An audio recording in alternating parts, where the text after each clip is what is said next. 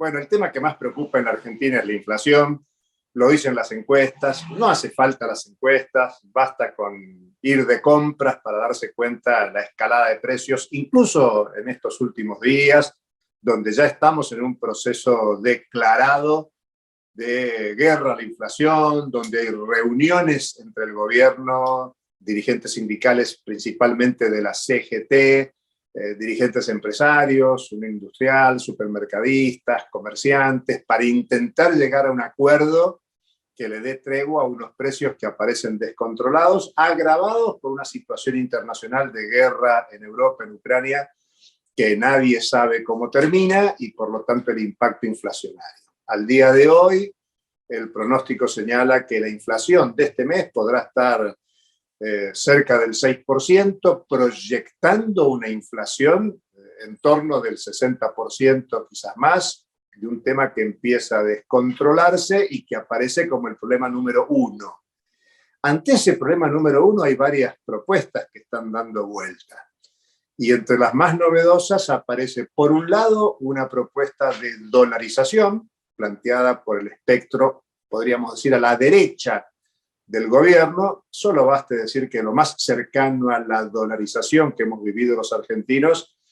fue el periodo de convertibilidad del 91 al 2001, y ya sabemos cómo terminó, no solo en términos económicos sociales, sino en destrucción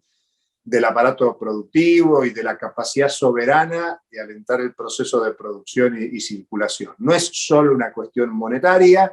tiene que ver con las condiciones de reproducción de la actividad económica y de la vida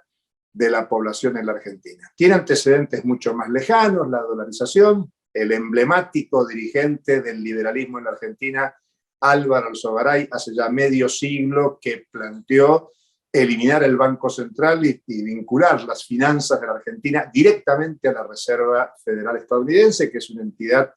de derecho privado en la institucionalidad norteamericana. Es una propuesta vieja, recreada, renovada, para potenciar y fortalecer los lazos de dependencia y deteriorar aún más las condiciones de vida de millones de argentinos. Y por otro lado apareció la sorpresa esta semana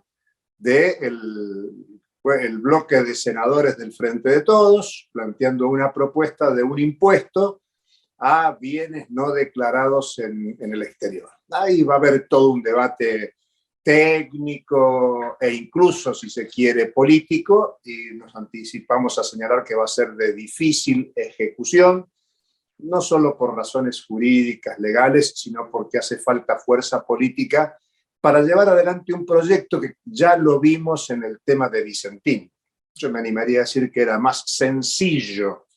expropiar Vicentín por el fraude explícito que eso representaba para el fisco, para un conjunto de acreedores de la propia empresa Vicentín,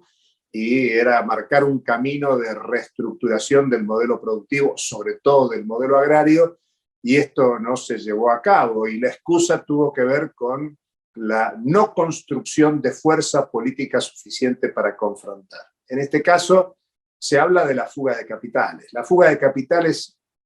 formalmente, según informa el Banco Central, supera los 400.000 millones de dólares.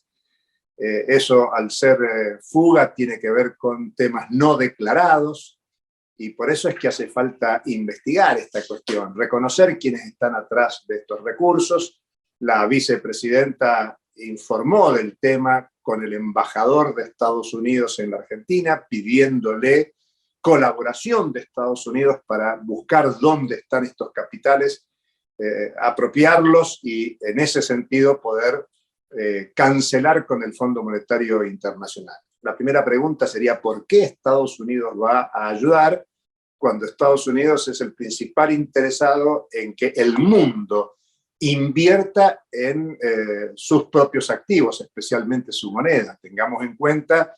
que la mayoría de los activos externos son moneda contante y sonante, dólares en principio, que están en cajas de seguridad, en los colchones, como se dice habitualmente, y por lo tanto es difícil entender que Estados Unidos pueda